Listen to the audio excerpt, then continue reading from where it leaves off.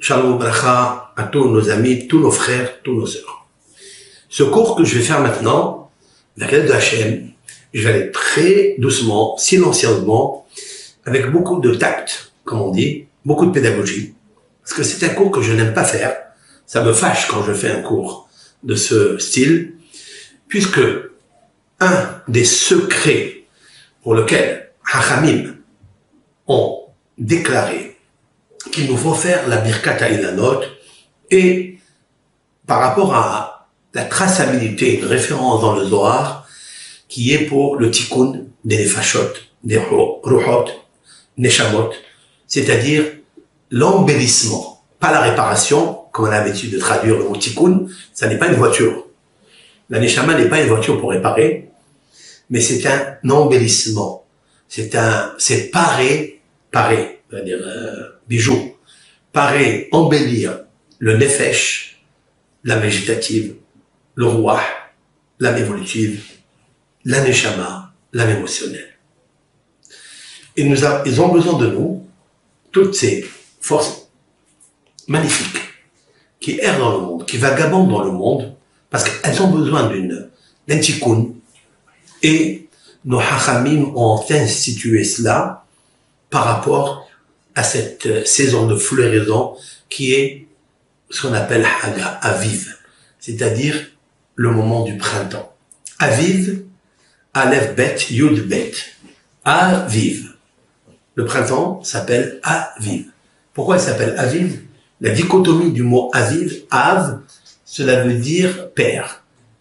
Il reste Yud Bet. Yud Bet, c'est 12. Le père des 12 mois de l'année. Vous savez très bien ce que j'ai dit une fois, l'ADN du nom de HaKadosh Baruch Hu, à savoir la lettre Adoshem, qui est Aleph, Dalet, Nun, Yud, n'est pas là, Aleph, Dalet, Nun, Yud, elle se décompose en 4 parties.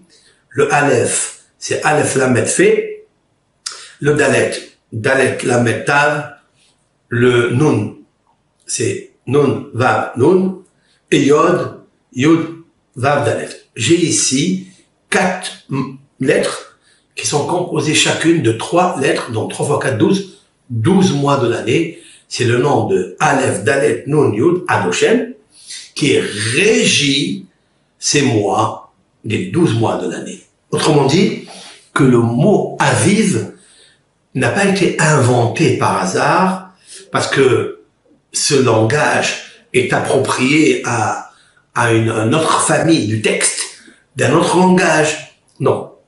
Ici, nos hachamim, les kabbalistes, ont appuyé sur ce mot que la Torah nous dit, Haga Aviv, la fête de Matzot, Pessah, est le mois du printemps, parce qu'il a une connotation, une résonance avec, justement, le tikkun, la réparation et l'embellissement.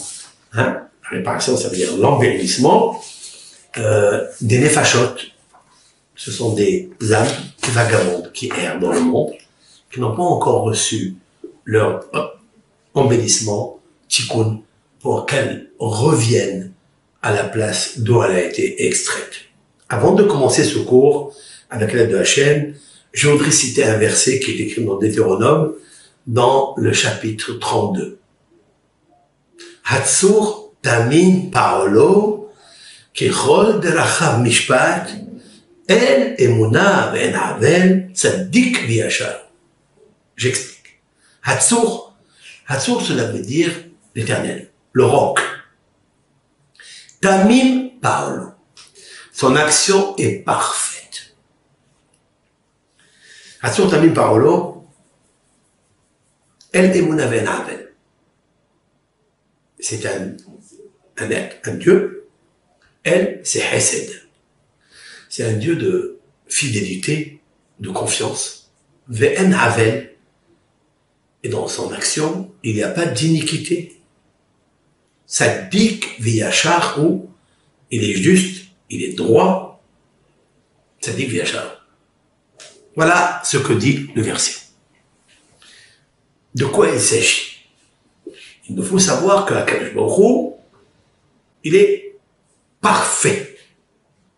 Comme il est écrit dans le psaume, Tov ve'yachar Adonai, il est bon et droit, l'Éternel, Alken yoreh ta'im badarech. C'est la raison pour laquelle il donne la feuille de route pour les pécheurs, les fauteurs, de faire teshuva. Derer, c'est le chemin à prendre. Derer, c'est le langage que nos sages, les prophètes, ont employé pour la teshuva. Parce qu'il est bon, alors il est droit. Et parce qu'il est droit, il est bon. Et parce qu'il est droit, il est bon, il sait que les êtres humains sont très faibles.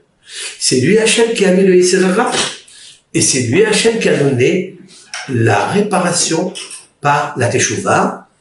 Il y a 20 principes dans Rambam, Maïmonide, dans les lois relatives à la Teshuvah, et 24, qui sont à peu près les mêmes dans le livre classique de Rabbeinu Yonah Girondi, ce Hassid, ce pieux, écrit dans Sha'arei Teshuvah.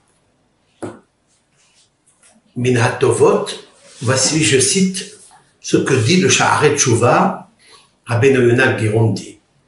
Min HaTovot asher hitiv Hashem yitbarach im beru'av. Parmi les bienfaits que l'Éternel a fait avec ses créatures. Nous sommes ses créatures. Qui écrit lahem haderech, car il leur a préparé le chemin, la hanot, de monter, mipah ma'asehem, velanus mipah pishahem, lahsoch nafsham minishah, ou lahashiv me'alehem abu. Il a cité ici 4 choses dont la personne est, après avoir fait une faute, il se trouve dans un piège, le piège, il se trouve dans c'est dans la bassesse de son action.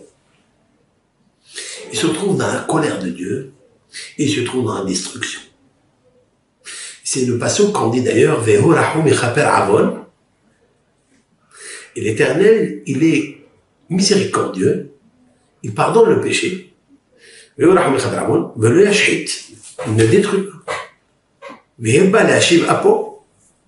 Il a la multitude d'être longanime, de ne pas se mettre en colère rapidement.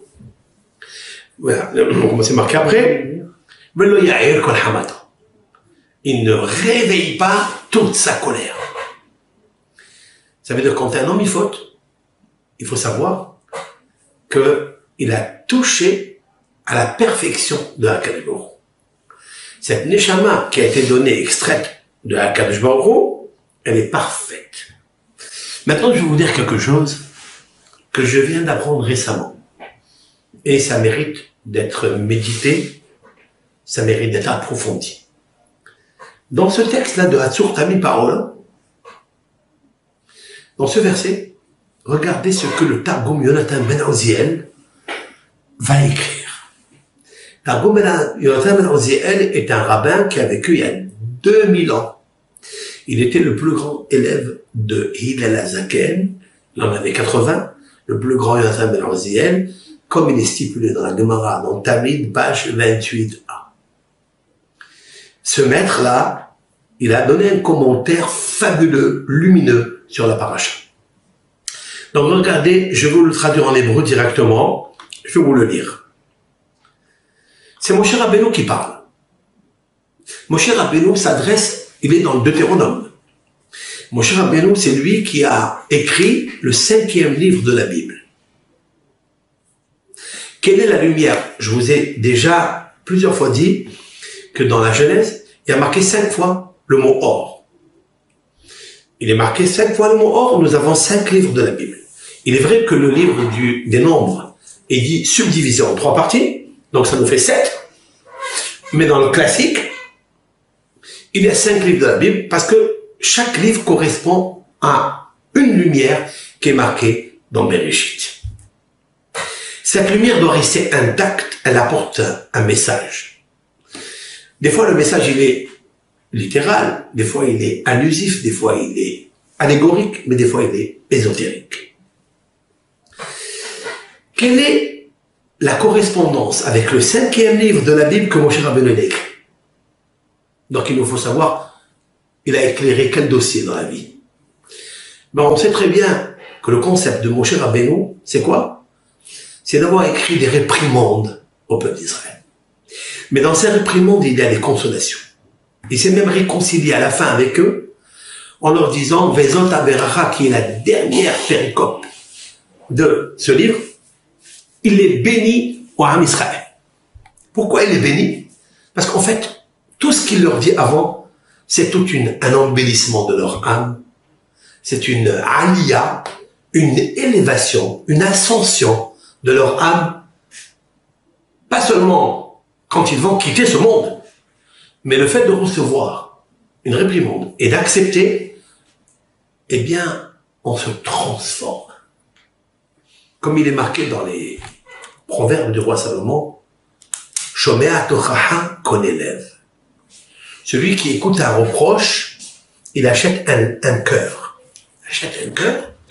Shlomo HaMelech nous dit que celui qui écoute le reproche, il accepte le reproche. Ce reproche peut provenir de Dieu. Il peut provenir de ton maître, de tes parents, de ton camarade, de ton ami, de ta sœur, de ton frère, de celui qui vous parle. Et en fait, acheter un cœur, ça veut dire quoi? Ça veut dire acheter un nouveau cœur spirituel qui réceptionne la bénédiction de Dieu. Et c'est ce qu'il a voulu Moshe Rabbeinu, Alav Shalom, lui qui a atteint le niveau le plus grand de la perfection de Dieu, celui qui a vu en face, si l'on peut dire ainsi, bien sûr, dans sa perception philosophique, psychique, astrale, à Akadosh Baruch Hu, il leur dit quelque chose d'exceptionnel. Quoi? Je vais vous traduire mot à mot. Amar Moshe Navi.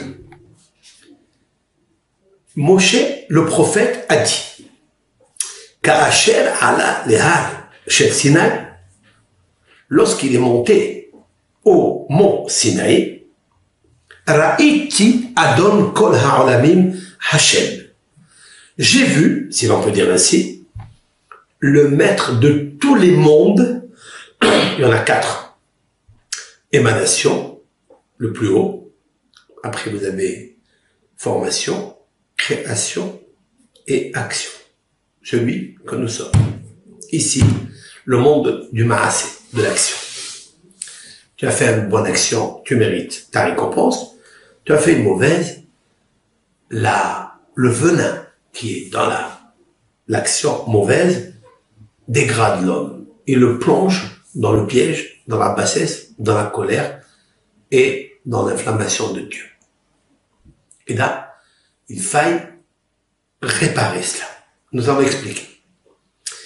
J'ai vu donc Adon, le Seigneur des mondes, Hachem. Hachem, cela veut dire miséricorde. Il n'a pas dit Elohim, c'est-à-dire la rigueur, la justice.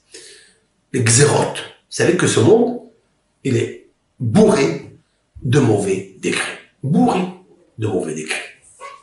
C'est la raison pour laquelle, samedi soir, la première prière que nous pratiquons, et c'est très valable de la faire, à Tahonantano, on demande à Hachem, Hachem, tu nous as donné le discernement, de discerner entre la lumière, entre l'obscurité, etc. Et tu nous protèges, Hachem, de toutes les tribulations, les turbulences, les mauvais décrets qui arrivent dans le monde, dans la semaine. Donc on demande à Hachem d'avoir pitié sur nous, parce que c'est un monde, malheureusement, on se retourne à gauche, on voit des dizaines de choses qui arrivent, on a beaucoup de peine de ça. Alors comment on se dit, alors comment il fait? Tout ça, c'est pour un embellissement de son monde. Maintenant, qu'est-ce qu'il a vu, Moshe Rabbeinu? Il subdivise le monde en 4 parties. Shalosh Sha'ot, les premières 3 heures, Osek Batorah. J'ai vu le maître du monde qui étudie la Torah. Les 3 premières heures. Les 2 premières heures, Osek Bemishpat. Il pratique la justice. Vous savez que le mot mishpat, ça n'est pas din. Din, c'est la rigueur absolue. Mishpat, c'est la rigueur mélangée avec les rahamim. Parce que Dieu, il pratique l'adoucissement des rigueurs. Il y a des fois où il y a la rigueur absolue, on ne peut rien faire. On appelle ça dans le Zohar, dina kashia. C'est-à-dire le din qui est dur, très dur, où on ne peut pas supporter. Mais à Kadosh il fait mishpat. Mishpat, c'est un mélange, c'est l'harmonie entre le din et les rahamim. Le mishpat est attribué à Yaakov Avinu. Yaakov Avinu, c'est lui qui est l'associé à la tribu de la Séphira, qui s'appelle Tiferet. Tiferet, cela veut dire harmonie. L'harmonie de quoi? L'harmonie du Hesed de son père Abraham, qui a fait tout Hesed, entre la Gevura, c'est-à-dire le din, la rigueur de Yitzhak, pour ça que Yitzhak était rouquin, plus que Esav. Mais Yitzhak a maîtrisé le Adom. Le Adom, c'est-à-dire le rouge, la planète Mars, le Mahadim. Esav, il a pris tout le rouge de sa mère, comme dit le Midrash. Pourquoi Esav était roux? Parce qu'il a absorbé tout le sang de Rivka dans le ventre. Qu'est-ce que ça veut dire? Une femme enceinte n'a pas de sang, n'a pas sa période Alors c'est quoi? Explique le Maharam Al-Shir, qui a vécu au XVIe siècle, XVe siècle, l'âge d'or de Safed, c'est-à-dire qu'il a pris toutes les souillures, tous les clipotes, toutes les forces négatives qu'avaient Rivka et Isaac sont allés chez Esav. Vous allez me dire, mais pourquoi? Ils n'ont pas été distribués au moins moitié-moitié.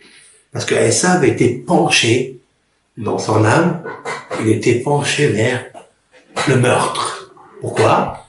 Le Harizal explique dans Sha'ar Gelgulim, c'est dans Zohar Kadosh explicite, parce que Yitzhak était la meilleure partie de Caïn. Mais dans la meilleure partie de Caïn, il y a toujours un déchet. Et ce déchet-là est parti chez Esav. C'est pour ça que Esav était un tueur. Il arrivait à tuer. C'est pour ça que Yitzhak, il a essayé de le corriger, de lui donner une feuille de route pour aller faire la shrita. Il dit, va mon fils faire la shrita. C'est pour essayer d'arranger son mazal pour ne pas qu'il soit un meurtrier. Et ça ne lui a pas beaucoup servi. Puisque Yitzhak va bénir Esav en lui disant, tu vas vivre sur ton sabre. Pourquoi il lui dit ça? Parce que Caïn a tué Abel. Donc le criminel, la force de criminalité est passée chez Esav. Yaakov était Ishta du Shevoalim. Yaakov c'est Abel. Donc Dieu il fait le mishpat. Dieu, à Yaakov il lui a donné le mishpat, c'est-à-dire le hesed, et à Esav il lui a donné la rigueur. Et à Kadosh Baruch Hu, il sait pourquoi.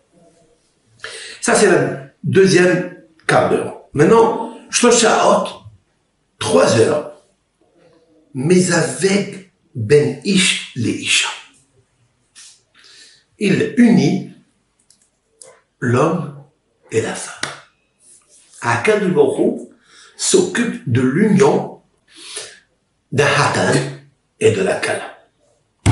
Vegozer, il décrète les Romemam de les faire monter, ou Mashpil, et des fois de les faire descendre. C'est incroyable ça. Ça c'est Moshe Rabbeinu qui parle. Moshe Rabbeinu nous raconte ce qu'il a vu dans le Har Sinaï. C'est un midrash inconnu, inédit. Je viens de l'apprendre il y a quelques heures. En cherchant dans le Sefer pour aller voir un petit peu quel est le sens du verset Atzur Tamim Parolo Choderacham Mishpat. Tous les chemins de Dieu sont des Mishpat. Tamim c'est la Torah. Mishpat c'est celui-là. Tamim Parolo. Après El Emouna, le 2 de Emouna, c'est le mariage, le zivouk, l'union entre un homme et une femme, et combien un homme, il doit être fidèle puisqu'il y a le mot Dieu de la fidélité, qui est la troisième position dans ce verset. Donc les 3 heures que Hachem s'occupe, c'est qu'il a créé une agence matrimoniale. Et avec ça, il s'occupe de mettre l'un avec l'autre, et ça n'est pas une chose facile. Oh, combien elle n'est pas facile. Vous savez pourquoi elle n'est pas facile? Parce que des fois, la personne que vous rencontrez, elle est sévie d'un mishpat. Elle a une tendance sur elle d'un mishpat, et le mishpat, je vous ai dit qu'il y a une rigueur avec une douceur, et des fois, elle n'est pas encore arrivée à corriger, n'est pas arrivée encore à embellir son nefesh, sa neshama. C'est la raison pour laquelle il se trouve que l'un ou l'autre, je ne parle pas que de l'homme ou de la femme, l'époux ou l'épouse sont des fois malheureusement infidèles. Parce qu'ils n'ont pas réussi à corriger et embellir leur âme. Qu'est-ce que fait Dieu? Il les fait monter, il les fait descendre. Les 3 dernières heures, donc nous arrivons à 12 heures, Mefanes kol habiriot. Akadosh Baruch Hu s'occupe de financer, d'alimenter, de nourrir toutes les créatures. Quand on parle des créatures, cela veut dire depuis le pouls qui est sur la tête jusqu'à Oréem, qui a ces grandes cornes qui sont le Réem avec les cornes qui sont sa couronne, leur couronne. Bien, les grands ou l'éléphant, on va s'occuper de Bitsekinim à Karnereinim. Bitsekinim, c'est pas en fait l'époux. Rashi a dit, c'est une Gemara, Rashi a dit que c'est une espèce de volatile qui s'appelle Kinim, qui sont très très petits dans leur taille. C'est l'insecte qui est le plus petit des animaux en général. Et à Akadosh Baruch Hu, pendant 3 heures, il va s'occuper de leur donner leur nourriture. C'est incroyable, c'est extraordinaire. Chez Ken Katouv, car il est marqué, Ma'asav ki kol derachar mishpat Elohim ne'eman shemel lefanav she'en avla lefanav lo yotse she'tzaddik v'yashar. À Akadosh Baruch Hu, il n'y a aucune iniquité qui sort de lui. Hasbe shalom. Dieu préserve de dire une chose pareille. Il est l'absolu de la perfection. Dans sa droiture, dans sa justice, dans sa justesse, dans sa intégrité. Voilà le pasuk, ce qui veut dire en général. Mais mon cher Rabbeinu a dévoilé quelque chose de magnifique. C'est que les heures sont réparties en 4 parties, comme si dans les 4 parties qui sont dispatchées dans les 12 mois de l'année, et c'est la raison pour laquelle, bien sûr que le mois de Nissan, qui est prépondérant et qui est la tête des mois, c'est sûr et certain que Akadosh Baruch Hu, il a manifesté, il a dévoilé, démontré par la floraison, il a voulu montrer quelque chose d'extraordinaire. La floraison, c'est le perah, c'est la fleur. Et vous savez que la fleur, il existe une fleur, la rose, a 13 pétales. Il y a 13 pétales dans cette rose, parce que le 13, c'est les 13 principes de miséricorde. Et lorsque on a si on arrive à nous concentrer et à les dire ou à les pratiquer, les 13 principes de miséricorde, j'ai déjà parlé dans les vidéos de Purim, que les 13 principes de miséricorde, ils rappellent cette Shoshana, c'est-à-dire la rose à 13 pétales. Celui qui arrive à obtenir les 13 principes de miséricorde, il a une vie en rose. Ça, c'est sûr et certain. Et en fait, la rose représente le peuple d'Israël. Comme il est marqué dans le Cantique des Cantiques, Keshoshana ben Ahorim, comme la rose parmi les joncs, les épines, Ken Ra'yati ben Habanot. Ainsi, ma femme, qui est le peuple d'Israël, dit Dieu, ben Habanot, parmi les fils, ce sont les nations du monde, comme l'explique notre maître Rashi, de mémoire bénie. Maintenant, avec l'aide de Hachem, nous allons essayer de parler de quelque chose de très important qu'on n'a pas l'habitude de parler, mais je vais le faire avec beaucoup de pudeur et beaucoup de concentration. Et j'espère que les choses vont être dites convenablement. Je voulais, avec l'aide de Hachem, vous faire remarquer, comme moi-même, j'étais en extase, même des fois ému, de la grandeur de Akadosh Baruch Hu par ce verset que je viens de vous citer, à savoir que Akadosh Baruch Hu est intègre, que Akadosh Baruch Hu est celui qui aime sa créature, et même quand il le réprimande par plusieurs façons, Dieu il a plusieurs facettes, comment, sans faire perdre la face à l'homme, et au contraire, il fait toujours surface, avec une face sûre. Ben, Azat Hashem, il faut savoir que Akadosh Baruch Hu, c'est quel malheur, Hamid. Akadosh Baruch Hu, il est plein de miséricorde. Mais, il est intègre, et il est droit, il est fidèle. Ça dit qu'il y a Shalom. De quoi je veux parler, en fait? Lorsque je voulais rentrer dans ce sujet, parce que c'est un sujet qu'il nous faut apprendre et absorber surtout, je vais le faire avec à dose infinitésimale, homéopathique, avec l'aide de Hachem et Barach, avec l'aide de Hachem, et comme je veux montrer par le biais de ce cours, l'importance capitale, urgente, vitale pour pratiquer la bénédiction des arbres fruitiers. Et si c'est possible, s'il vous plaît, de le faire Rosh Chodesh Nissan. Et je vous dirai comment on va le faire. Dans le livre du Harizal, et je vais le lire avec vous, je vais aller doucement, le traduire doucement, jusqu'à ce qu'on arrive à absorber les choses d'une manière douce. Il nous faut apprendre les choses. Il ne faut pas faire la politique de l'autruche, c'est grave. Je vais vous dire pourquoi je parle d'autruche. Il y avait un maître, un jour, il est allé dans une ville. Ça se trouvait à Istanbul. Et il est rentré dans une synagogue qui est très très ancienne. Et voilà que il remarque qu'il y a quelque chose de bizarre. Des signes, des symboles, à l'ouverture de la synagogue, à la porte de la synagogue, des symboles. Il n'a jamais vu. Il était très étonné. Qu'est-ce qu'il a vu?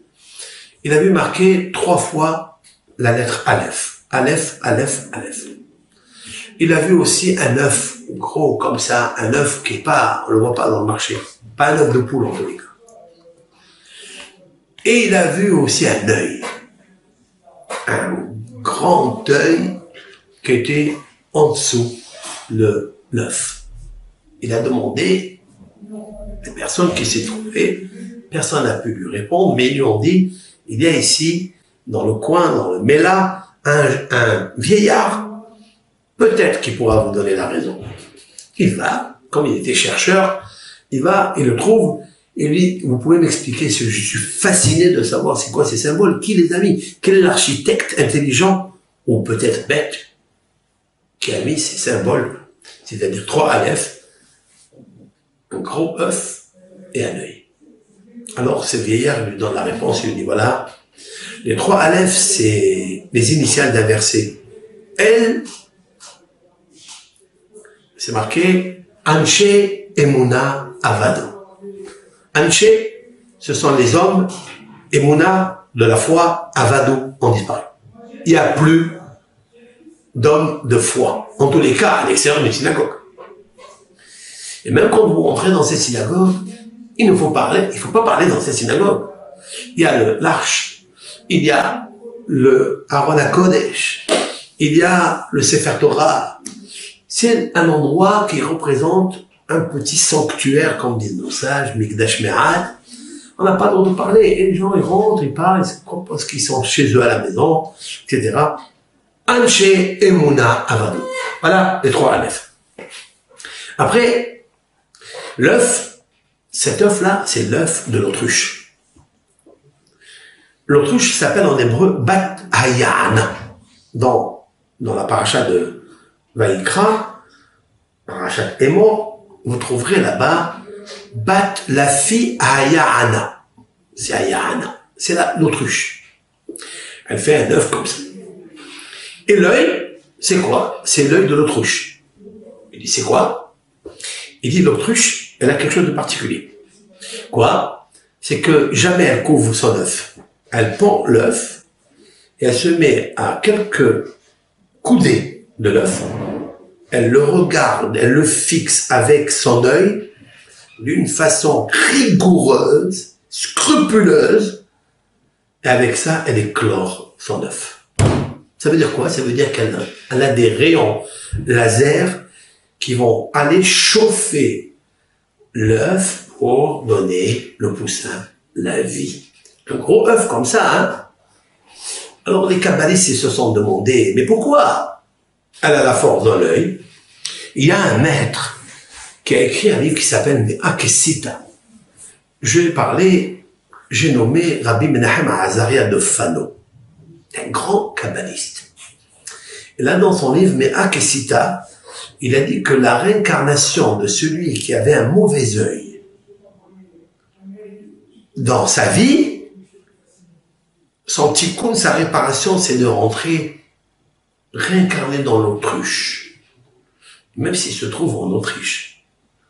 Et en fait, s'il a triché, le fait de regarder avec son œil ce qui lui appartient pas, et toujours de se plaindre, de s'insurger que lui, il n'a pas, un vilain défaut, alors on va lui apprendre à faire la politique de l'autruche. À savoir, c'est qu'avec son œil, il peut faire tomber des cadres. Je parle pas des cadres, à la maison même des cadres, des personnages qui sont bien aisés, qui travaillent bien dans leur vie. Le fait d'envoyer un rayon laser, malheureusement avec leur mauvais œil, ils peuvent briser. Ils peuvent même pas seulement donner la vie comme l'autruche, mais ils peuvent tuer. Quelle est la réparation de cela? La réparation de ces gens, c'est d'entrer à la synagogue, de fixer son livre et de regarder les lettres de la Torah. Quand le Sefer Torah est surélevé, il faut lever les yeux sur les lettres et faire apparaître la lumière qui est dans la lettre dans tes yeux. Et à ce moment-là, de regarder toujours la lettre qui commence par votre prénom. Si on s'appelle Réhouven, on regarde Resh. On s'appelle Menahem, il faut regarder le même. On s'appelle Moshe, il faut regarder le même de Moshe. C'est bien de regarder le même de Moshe, etc., etc. Et avec ça, on extrait une certaine force dans le psychique mental astral qui va récupérer une énergie qui va guérir son œil. Et voilà pourquoi c'est marqué Anshe Emuna Avado. Parce que les gens, quand ils prient, regardent là, ils pensent à ça, ils pensent à l'autre. On vient de se dire, vous voulez donner la vie dans votre prière? Vous voulez que cette bénédiction que vous faites, elle fasse effet et elle donne la vie dans le ciel, qu'elle soit acceptée? Eh bien, il faut se concentrer comme l'autruche avec son œil pour donner la vie quand elle éclore l'œuf. Voilà ce que ça veut dire. Maintenant, je vais commencer à faire mon cours. Et bien sûr, ce cours, il va être divisé en plusieurs fois, plusieurs parties. Je prends mon temps, j'ai beaucoup de cours à faire sur ça. Je demande à toutes et à tous de les suivre un derrière l'autre pour comprendre la projection de notre pensée avec l'aide de la chaîne. Le Harizal, Harizal Rabbeinu Ari HaKadosh. Nous parlons beaucoup dans nos cours du Ari HaKadosh qui peut dire des choses, des merveilles, ce que les gens attendent de savoir le pourquoi des choses. Eh bien, il nous faut savoir que Le Ari Akadosh, qui a vécu au XVIe siècle, l'âge d'or de Safed, pas beaucoup, il a vécu 38 ans. Mais en 2 ans, qu'il a quitté l'Égypte, là où il vivait avec son oncle, qui est le Rabbeinu Betzalel Ashkenazi, qui a écrit le livre intitulé Shita Mikut Betzet sur le Talmud. C'est un recueil de ce qu'ont dit les Rishonim, les rabbins du Moyen-Âge. À l'époque, eh bien, il était dans le Nil, à côté du Nil. Et là-bas, il y a un Navi est venu, est apparu à Arizal. Il lui a dit, tu as 2 ans encore pour vivre. Il avait 36 ans. Il lui a dit, tu vas quitter l'Égypte. Qu'est-ce qu'il faisait là-bas? Un Ashkenaz. Qu'est-ce qu'il fait en Égypte?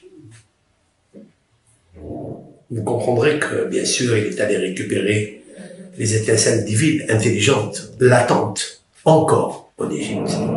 Par ses prières, par la force des bénédictions de la Kavana, il a fait monter les Nitzotzot HaKedusha, les étincelles sacrées, qui sont des fois parsemées, ici et là, en perdition. Et là, il les a récupérés, il est monté en Israël. 2 ans, ça lui a fallu que 2 ans pour se faire connaître. Et que tout le monde a reconnu qu'il avait une connaissance qui dépasse notre entendement. La mystique juive, dans tous ses sens. Il a compris le Zohar. Pour le comprendre, le Zohar, il a dit, pour un passage du Zohar, pour le comprendre, mais que ça paraît le plus simple possible, ça lui mettait 7 à 7 semaines pour comprendre un passage du Zohar. Et moi, je lis Zohar, je le comprends facilement. Non. Et de là, par sa peine, par son effort, il a extrait les lumières jusqu'au point où Eliyahu Hanavi ne pouvait pas s'empêcher de lui apprendre des choses. Bien sûr, avec son disciple Rabbi Chaim Vital, qui était plus âgé que lui, et c'est ce que Eliyahu Hanavi lui a dit en Égypte, il lui a dit, sache que tu vas rencontrer un homme à Jérusalem, et ça sera ton scribe, ça sera celui qui va écrire tes livres, Rabbi Chaim Vital. Je vous donnerai un jour l'allusion de trouver ces 2 personnages, ces 2, Rabbi Chaim Vital et le Arizal, dans un verset de la Torah. Les 2 à côté de Moshe Rabbeinu, Rabbi Shimon Bar Yochai et Eliyahu Hanavi. Un seul verset, je vous montrerai avec l'aide de Hachem, ça n'est pas l'objet du cours maintenant. Alors, le Ari Akadosh, il a écrit dans son chapitre, dans sa préface plutôt, 22. Là, dans le livre de réincarnation, le Ari nous dit la chose suivante. Ce chapitre 22, comme les 22 lettres de l'alphabet, nous parle de la réparation, l'embellissement des Neshamot qui ont fauté dans ce monde. Comment Akadosh Baruch Hu arrive, par sa miséricorde, à les corriger, les embellir. Parce que vous savez qu'il est écrit dans la Torah le mot Racha. Racha, cela veut dire quoi? Racha, ça veut dire méchant. Mais méchant de quoi? Quelqu'un qui faute, par exemple, dans les lois du Shabbat, ou quelqu'un qui pratique pas la pureté familiale, ou quelqu'un qui mange pas kasher. Il faut qu'il sache qu'il a souillé sa neshama. Pas seulement sa neshama, qui est très élevée, mais son niveau végétatif, instinctif, un peu plus qu'instinctif que de l'animal, mais il faut savoir qu'il est extraordinairement expliqué ici dans ce livre quelle est la réparation de chaque chose qu'il nous faut faire. Pourquoi je vous dis ça? Parce qu'il me faut donner l'importance de du zèle. Du zèle, ça veut dire de s'empresser avec des ailes, si c'est possible, d'attendre ce moment propice pour faire Rosh Chodesh Nissan, la bénédiction des arbres. S'il le faut acheter des arbres maintenant, il y en a des arbres qui ont fleuri, achetez-les et attendez, comme on dit en arabe, b'l'inin. Attendez avec vos yeux, pas les yeux d'autruche, attention, mais les yeux empressés pour faire la mitzvah, parce que vous allez faire beaucoup de bien, de charité, de tzedaka avec vous-même et avec même des neshamot de proches qui arrive à ce moment de Rosh Chodesh et qui se quille dans les arbres pour attendre la bénédiction de Berkat Ha'elanot pour fleurir et donner un fruit qui va être mangé par un homme. Nous allons parler donc de cela. Vous savez qu'il existe 4 règnes. 4 règnes. Vous avez le minéral. Le minéral, ça peut être une pierre. Ça peut être de la terre. Ça peut être du fer. Ça peut être un bijou. Minéral. Il faut savoir que dans le minéral, il y a une créature animée. À l'intérieur, il y a un Nitzutza Kedusha qui est une vie. Si on avait la force des yeux de Rabbi Shimon Bar Yochai, plus fort raison de mon cher Rabbeinu, en l'occurrence, il y a 500 années du Harizal, on aurait pu voir à l'intérieur une créature animée. Pas au microscope. On ne peut pas voir au microscope. Ça, c'est sûr et certain. Elle est à l'intérieur, elle est enfermée dans la ferraille, dans la terre ou dans la pierre. Il dit, ces Neshamot-là qui sont dans le Hafar, c'est-à-dire dans la terre, c'est là où pousse l'arbre. C'est là où, des fois, on s'assoit sur un banc en pierre. Eh bien, il faut savoir que l'ascension, l'élévation de ces Nitzutzot, c'est-à-dire intelligence tranquille, déposée pour une réparation, pour un embellissement dans le minéral ou dans le végétal ou dans l'être vivant, c'est-à-dire l'animal qui est vivace, qui bouge. Le végétal aussi, il bouge, mais il est accroché. Il bouge, il est accroché, mais pas se promener, il peut pas se promener. Tandis que l'animal, il est un peu plus grand, donc le nitzutz qui est dedans, il peut aller manger ici, manger là, il peut s'accoupler, etc. Même les fleurs, même les herbes s'accouplent. Mais c'est pas de la même façon que l'animal. Après, vous avez l'être humain. Voici les 4 règnes. Il dit que immédiatement la personne qui a fauté dans ce monde, parce qu'il faut savoir ce que dit le Harizal, que toutes les Neshamot d'aujourd'hui, c'est-à-dire les corps humains que nous sommes tous des réincarnations. Et qu'on est des êtres humains, c'est des gens extraordinaires. De remercier à Akadosh Baruch Hu que si on est arrivé à la maturité et au statut d'être un être humain, c'est qu'il faut savoir que nous avons déjà réparé que nous étions une fois dans la terre minérale, dans le végétal, et des fois dans l'animal, et maintenant dans l'être humain. Mais il nous faut savoir, chers frères et sœurs, qu'il y a parmi les Neshamot, les Nefashot, les Ruchot, parce que c'est des niveaux qui sont emprisonnés maintenant dans les fleurs, dans les arbres, dans les animaux, dans le végétal et dans le minéral. Et en fait, ces personnes-là qui nous ont quittés, parce que nous, on ne sait pas, on n'est pas en train de juger les gens, on n'est pas en train de faire une analyse qui a fauté, qui n'a pas fauté, tout le monde faute. Il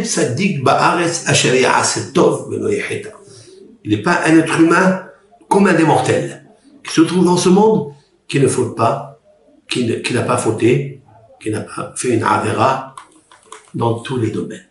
Surtout s'il n'a pas étudié la Torah. Et même celui qui a étudié la Torah, ô combien l'orgueil est la plus grande avéra, le plus grand péché que l'on peut avoir quand on a étudié la Torah et on s'enorgueillit sur les autres. On n'a pas la qualité de l'humilité comme au cher Rabbeinu. Au point où Rabbi Chaim Vital, dans son livre Sha'ar HaKedusha, écoutez bien, dans son livre Le Portique de la Sainteté, il a écrit un livre très très fin, je sais pas, il y a 40 pages, Il a dit là-bas que un orgueilleux ne ressuscite pas à Tahiyat al-Metin. Vous comprenez? C'est-à-dire que la terre qui a été formée par le corps qui s'est décomposé ne remue pas pour se réveiller et Dieu ne s'occupe pas de lui envoyer la rosée du ciel de là où elle est pour ressusciter cette âme. Vous comprenez? À cause de l'orgueil. Comme il est marqué dans le traité talmudique Sota, page 3,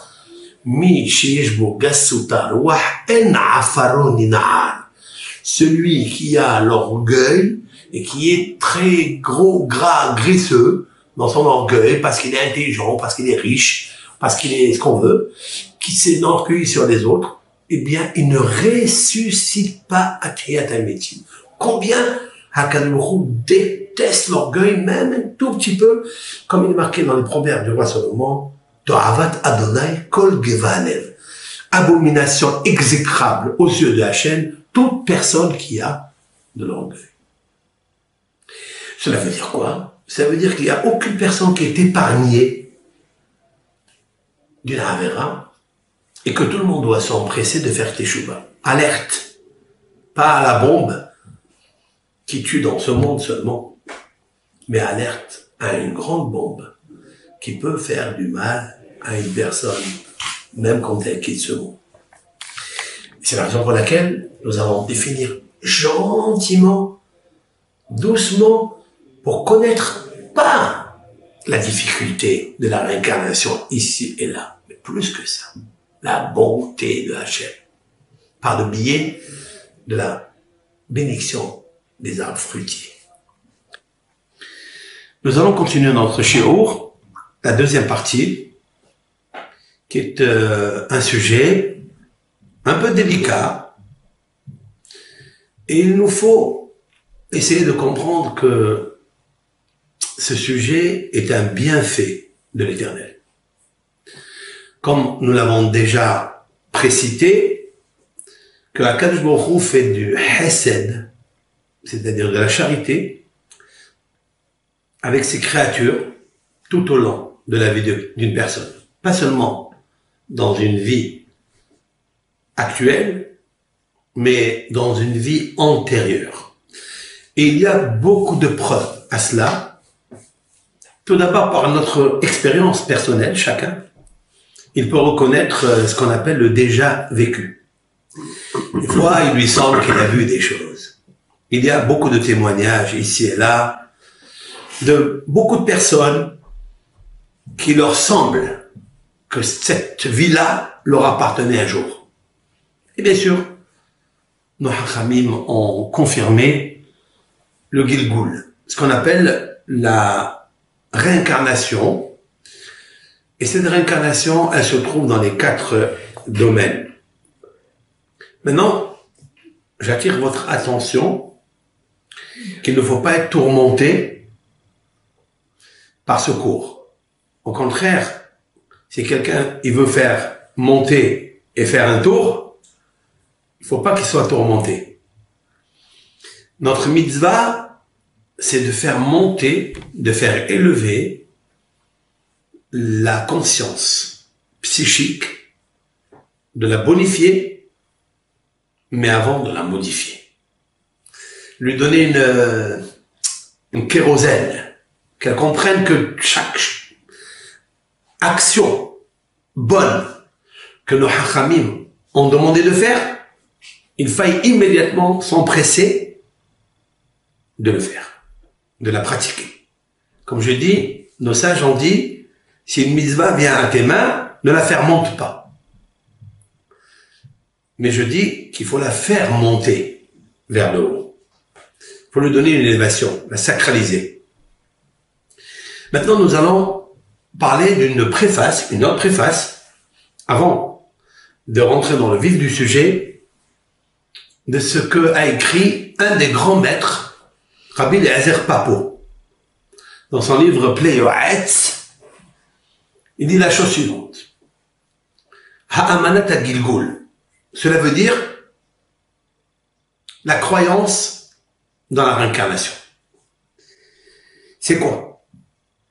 C'est grâce à la croyance en la réincarnation, il y a un éveil de la Neshama pour ceux et celles qui veulent être vigilants, mettre le cœur dans ce qu'on appelle la crainte et la vénération de Akadosh Baruch Hu, de l'Éternel.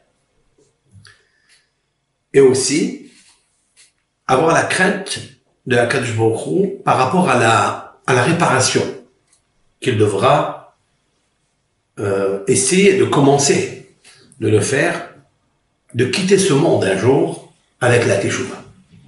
La Teshuvah, c'est la mitzvah la plus grande que Akadosh Baruch Hu a donnée à l'homme, bien que la sagesse a décidé qu'il meure, la prophétie a décidé qu'il souffre, la Torah a demandé un sacrifice, et l'Éternel, bonté divine, a dit qu'il fasse Teshuvah, et je le reçois dans mes bras.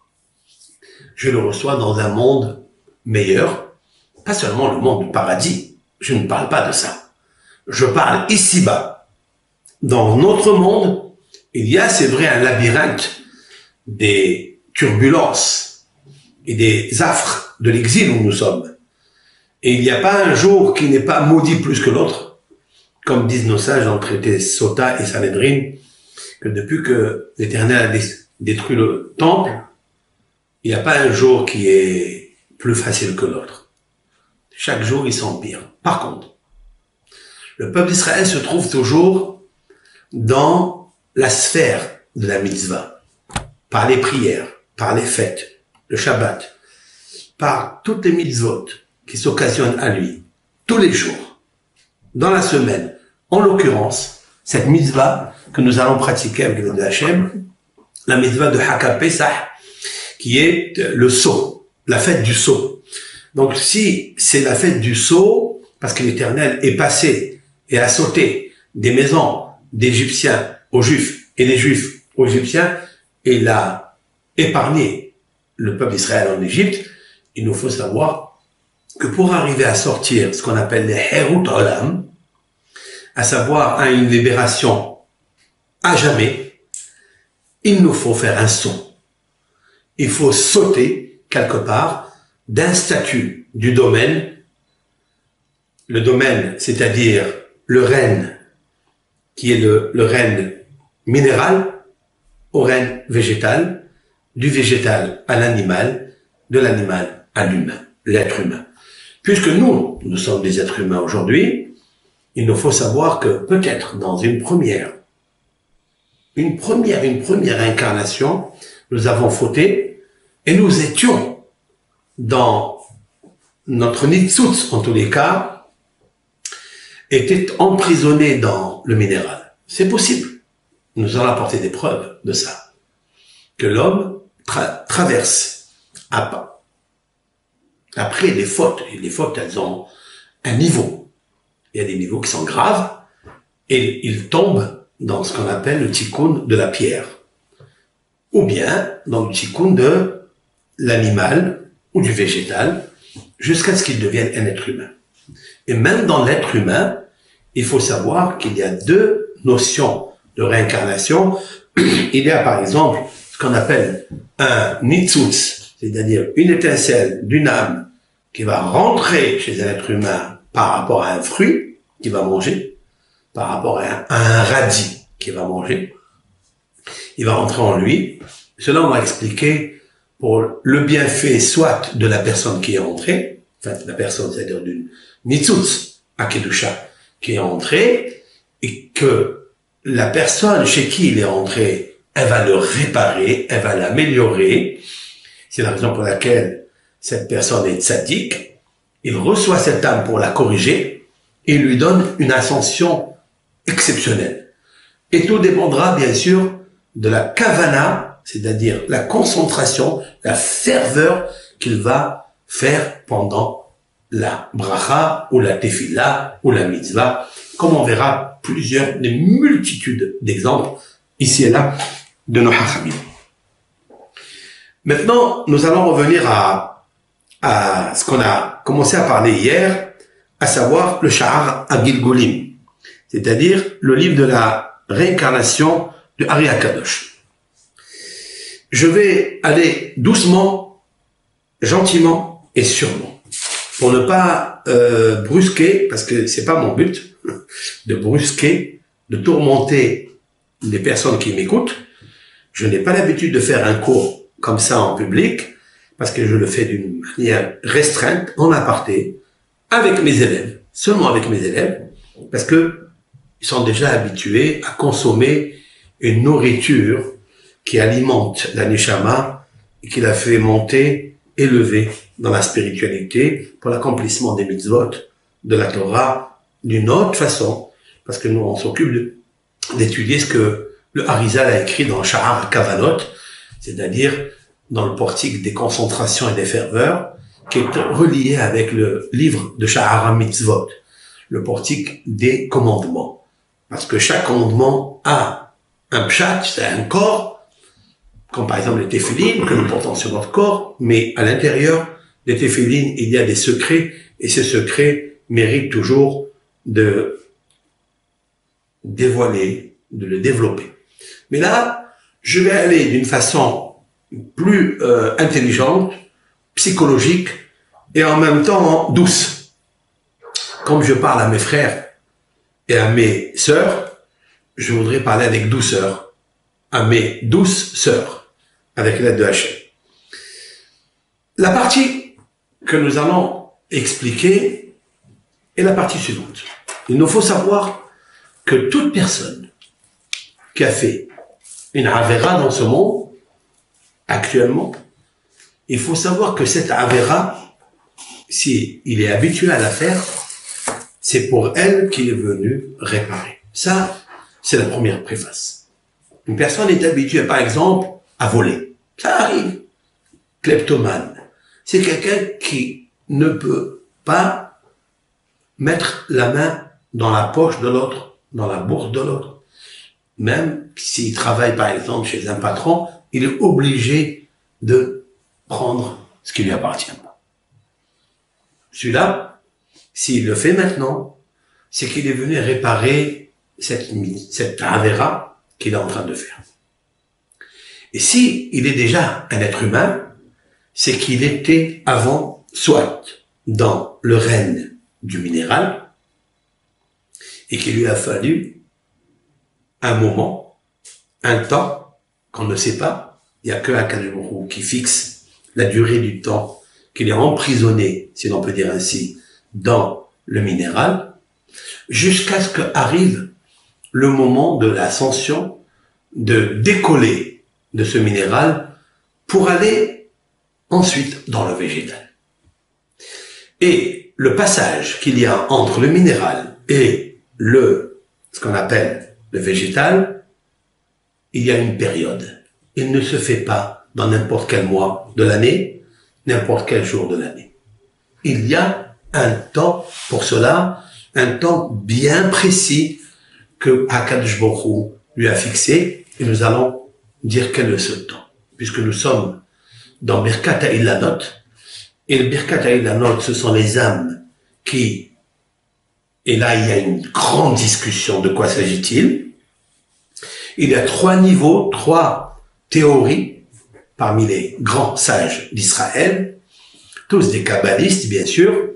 Je citerai un à un au fur et à mesure des cours. Nous sommes dans la période de Birkat HaIlanot, c'est pourquoi j'ai préfacé, introduit les halachot bien précises, et bien sûr il y a d'autres halachot qui peuvent se greffer au milieu du cours, lorsqu'arrivera le moment où il y a une conséquence pratique, pour le dire, pour le faire, avec l'aide de Hachem. Donc je vais, avec vous, pas à pas, construire le nid du Tikkun. Le Ari Akadosh, dans son Sha'ar HaGilgulim, je répète, dans son chapitre 22, il nous dit que chaque avéra pour laquelle un homme, il a désobéi à Akadosh Baruch Hu, le roi, Akadosh Baruch Hu ne le laissera pas pour le punir, pas pour le sanctionner, c'est pour le bien de cette neshama. Parce que cette neshama ne pourra pas trouver son vaisseau spatial, d'où elle a été extraite, si elle ne revient pas à lui sans tâche. Tant qu'elle est tachetée, il faut savoir que Akadosh Baruch Hu, il la lavera autant que possible dans la lessive du tikkun, de l'embellissement qu'on appelle le galgal. Galgal, c'est le gilgoul. Le gilgoul, c'est la racine du mot galgal, cela veut dire la roue. Mais cette fois-ci, pas la roue d'une voiture ou d'une bicyclette, mais la roue de l'âme. Cette âme, elle sera obligée de passer dans des machines, c'est-à-dire les cadrènes minérales, qu'on appelle dans l'hébreu domem, le végétal, soméah, ce qui pousse, le Baal Hay, c'est l'animal, parce qu'il est un être vivant, et l'humain, l'être humain qui parle. Si on arrive à ce niveau de parler, c'est que l'on peut faire encore un peu mieux l'amélioration du tikkun par la bouche, les bénédictions, en l'occurrence, Birkat HaIlanot. La bénédiction d'Ilanot, il nous faut savoir aussi pourquoi ils l'ont pas appelé Birkat HaEtzim, la bénédiction des arbres qu'on appelle Etz, qui est là. Pourquoi Ilanot? Pourquoi Ilan? Et là, dans ce mot Ilan, il y a toute la force qui va sortir, toute la puissance du tikkun, elle est dans le mot Ilan, comme je l'expliquerai tout au long de ces cours. Donc le rachat, la première fois qu'il a fauté dans sa vie, tout dépendra de la faute, alors il dit, après la mort, s'il n'a pas fait teshuva. Et ça, c'est le mot que je veux dire, avec l'aide de Hachem, s'il n'a pas fait teshuva, parce que pour toutes sortes de fautes que l'homme peut faire dans ce monde, il existe la mitzvah insoupçonnée de la teshuva, qui est la plus grande bonté que Hachem a fait avec sa créature. La teshuva.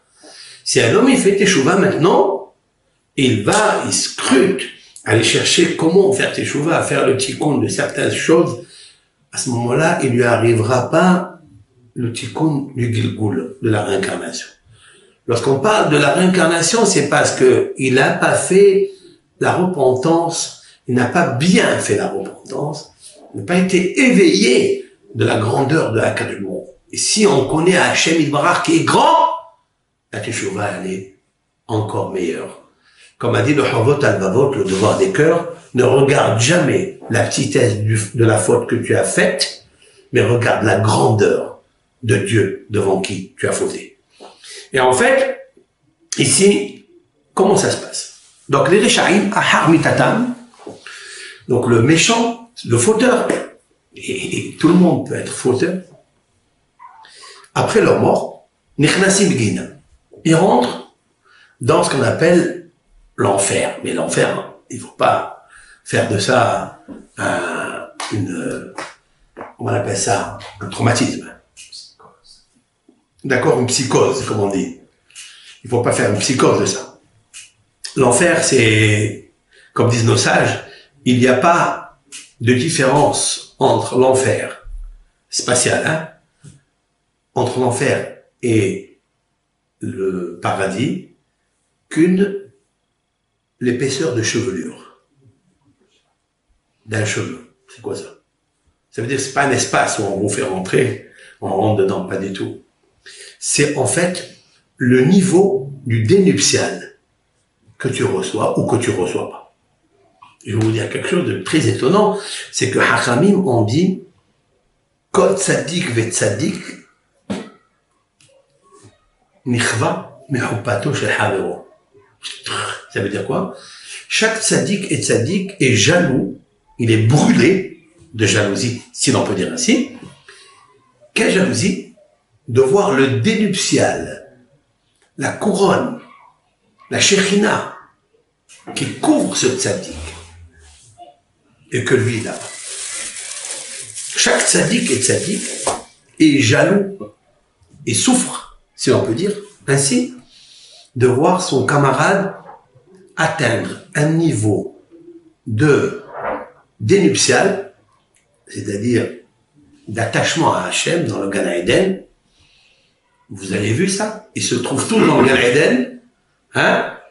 Et là, il souffre de voir l'autre qui a fait mieux que lui, qui a agi mieux que lui, qui a corrigé ses fautes, qui a compris qu'est-ce que c'est que Shabbat, qui a compris qu'est-ce que c'est que la Tzniut, qui a compris qu'est-ce que c'est que consommer kasher, qui a compris, qui est monté, qui a étudié la Torah, et qui a fait tout dans ce monde sans laisser une seconde dans sa vie dans la perdition.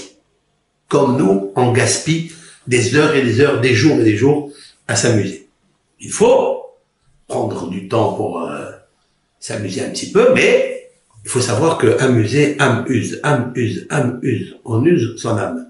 Et ça, il faut faire très attention, surtout ne pas faire des avérotes quand on est en vacances, ici et là, ou même dans le commerce, quand on va dans le commerce, en mute, dans notre endroit, et là-bas, il y a un Serara très puissant qui arrive, qui se déguise, je ne sais comment, toutes les couleurs, toutes les facettes, qui le fait chuter dans le péché. Si ça arrive, il faut qu'il sache que s'il n'a pas fait Teshuvah, il sera obligé de revenir. Alors où il va revenir? Il y a des êtres vivants qui étaient vivants, en être humain, mais qu'on n'a plus revus. On les voit pas. Mais ça peut être des fois hein, le pigeon à qui tu donnes à manger dans ton jardin. Ça peut être. Ça peut être. Ça peut être la colombe qui vient un jour te voir pour te donner à manger. C'est incroyable. Et je vais vous dire quelque chose de très étonnant. Maran, notre maître, Rav Ovadia Yosef, la couronne de ma tête, qui a dit un jour, lorsqu'il était à Tel Aviv et que pour la première fois, on l'a nommé le grand rabbin d'Israël. C'était pas, il faut toujours passer par le Tel Aviv, c'est une grande ville, et c'est là-bas, il y a une grande Dayanout. Eh bien, il a vu une colombe arriver dans la salle où lui ont donné donc le titre de grand rabbin d'Israël. Vous savez ce qu'il a dit à Rav Ovadia Yosef, qui n'a pas l'habitude de dire ça. Il a dit, vous savez, cette colombe-là, c'est la neshama de maman qui est venue me rendre visite pour me voir en train de recevoir cette autorité rabbinique d'être le grand chef spirituel de la terre d'Israël et du monde d'ailleurs. Vous comprenez ce qui se passe là? C'est une colombe. Pas un pigeon, hein. C'était une colombe blanche, parce que la colombe, c'est la neshama.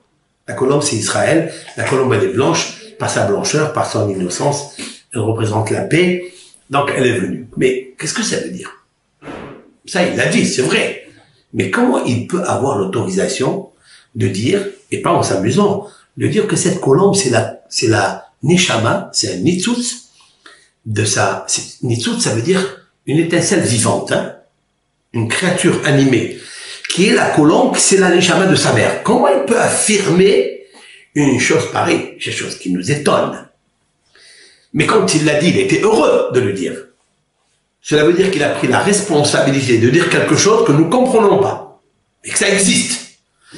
Si toi, tu ne comprends pas, alors la supériorité dimensionnelle de ta neshama, elle le comprend. Elle le comprend pourquoi? Parce que un jour, elle était dedans. Un jour, elle a vécu cela. Parce qu'il nous faut passer toujours par les cadres pour arriver à un être humain. Et même quand on quitte ce monde, et on est monté dans ce qu'on appelle les sphères, d'accord, les sphères cosmiques, eh bien, il nous faut savoir qu'on est encore vivant et que il nous faut encore réparer. Donc, lorsque le rachat, il a quitté ce monde, il est obligé de passer par ce qu'on appelle l'épuration. L'épuration de ce qu'on appelle le Gehinam. Le Gehinam, vous savez ce que c'est? C'est la valeur numérique 98. Valeur numérique 98, comme la valeur numérique de Hinam. Hinam, ça veut dire gratuit. C'est étonnant, ça. Gratuit. Qu'est-ce que ça veut dire? Je vais expliquer ça. Gehinam, c'est toute personne à qui, dans ce monde, on offre la gratuité de faire un péché. Il me semble qu'il nous faut s'attarder sur ça pour comprendre un secret de la vie.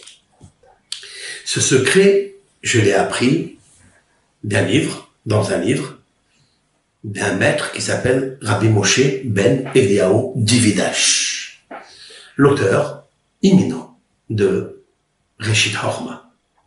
Reshit Chochma, il s'appelle Rabbi Moshe Ben Eliyahu Dividash, l'élève intime de Rabbi Moshe Cordovero, qui était un des maîtres du Ari HaKadosh, et qui, lui, n'a jamais fauté.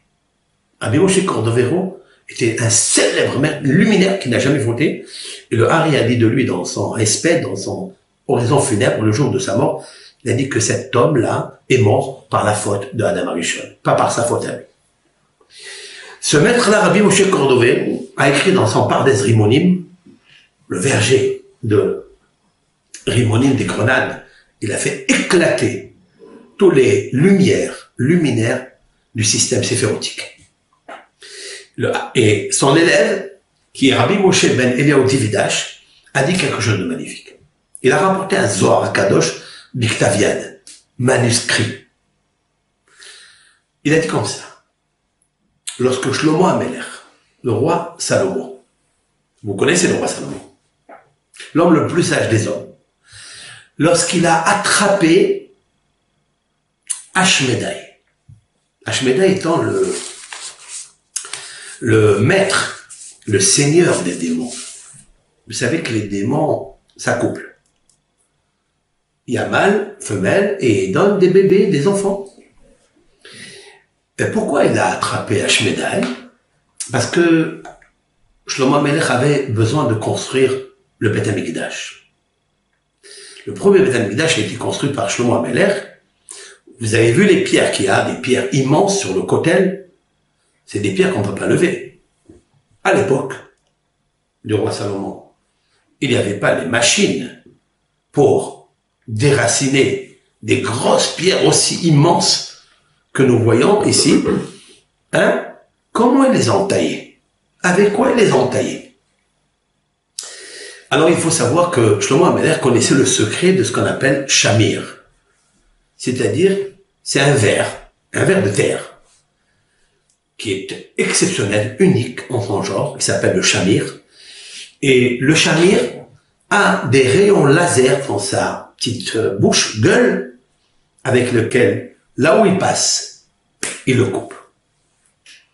Et Shlomo HaMelech de savoir où était caché le shamir. Parce que shamir, ça vient du mot shmira. Shmira, ça veut dire garder. Où était coffré secrètement le shamir? Shlomo HaMelech, il lui manque pas ses goulottes pour connaître où était le shamir. Eh bien, on lui a révélé qu'il se nichait. Ashmedai, lui, il le sait. Ashmedai, lui, il sait où était le shamir. Donc, il fallait attraper Ashmedai. Et là, il a envoyé son général. C'est une Gemara, ce que je suis en train de vous dire, c'est une Gemara explicite. Eh bien, il est allé, son général, aller attraper Ashmedai. Mais où il était Ashmedai? Il habitait dans une colline où il y avait un puits. Dans ce puits, il y avait de l'eau. Et à l'intérieur se cache Ashmedai. Pour l'attraper, il a vidé le contenu de l'eau et il a mis du vin. Vous savez très bien qu'Ashmedai ne boit pas de vin. Il n'est pas divin. Alors, rester dans l'eau, c'est rester en vin et ne pas attraper le secret de ce qu'on appelle le shamir. Il a rempli le vin. Quand Ashmedai a plongé dans le puits, il s'est épuisé parce qu'il était enivré du vin. Et c'est là où le général de Shlomo HaMelech a attrapé par le Shem HaMeforash, c'est-à-dire pas avec des chaînes, les chaînes physiques, mais il y a d'autres chaînes spirituelles qui sont les 72 codes du nom de Hachem. Il a attrapé Ashmedai et il l'a amené avec lui chez Shlomo HaMelech. Shlomo HaMelech, il lui a demandé plusieurs questions. Il lui a demandé tout d'abord, je veux que tu m'expliques quel est ton but dans ce monde. Il lui a dit, mon premier but dans le monde, c'est donner à tout le monde, lui donner des choses gratuites. Hinam. Tout ce qui est gratuit, c'est pas bon pour le Ben Israël. Du tout, du tout, du tout. On appelle en hébreu ça Agal Shalim.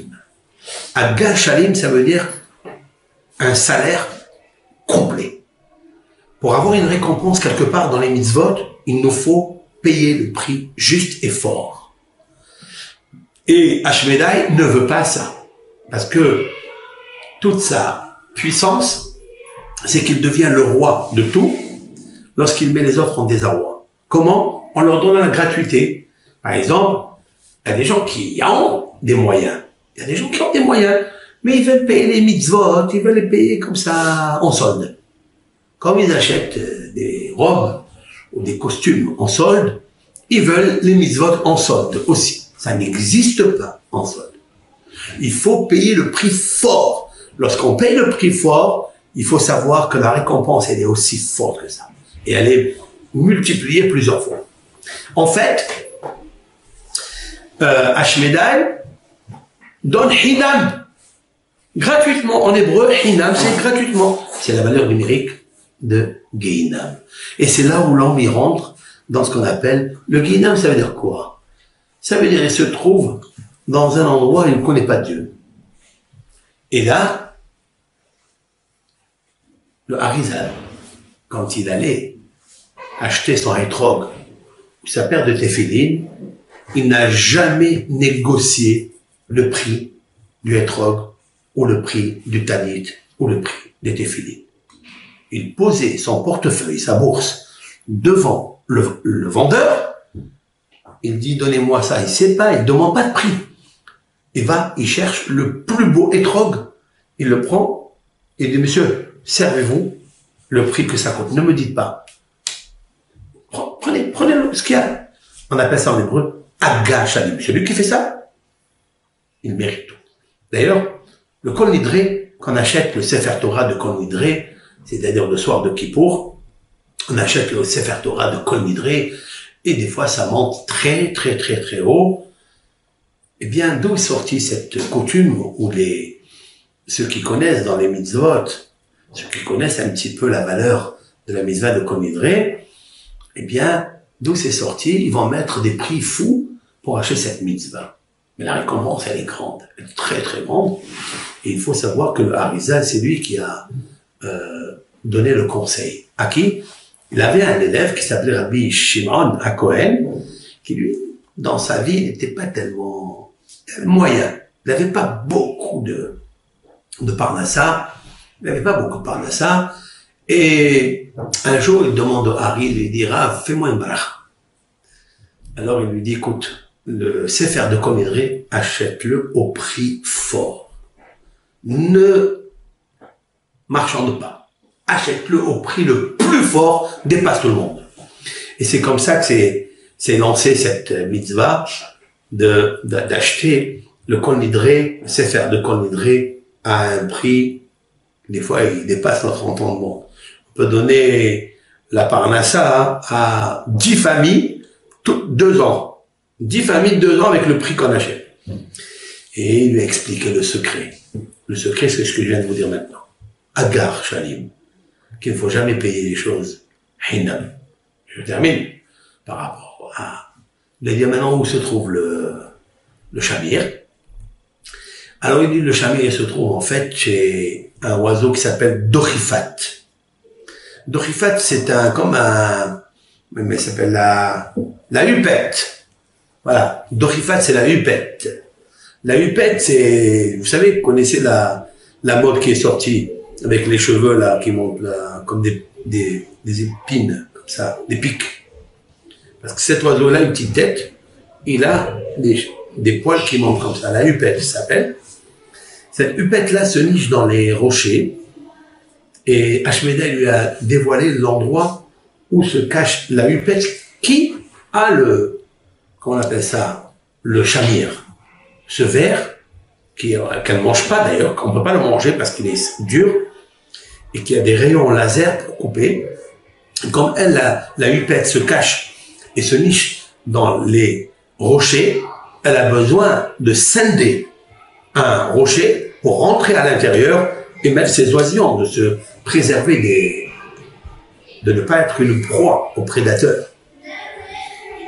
Justement, il a envoyé son chania, son ambassadeur, qui est allé dans cet endroit, et lorsque la Dochifat, la huppette, est arrivée pour se rentrer dans le truc, elle avait dans la bouche, dans sa gueule, elle avait le chamir, il lui a crié dessus comme ça, hop, elle a fait tomber, et il a pris comment on appelle ça, le chamir.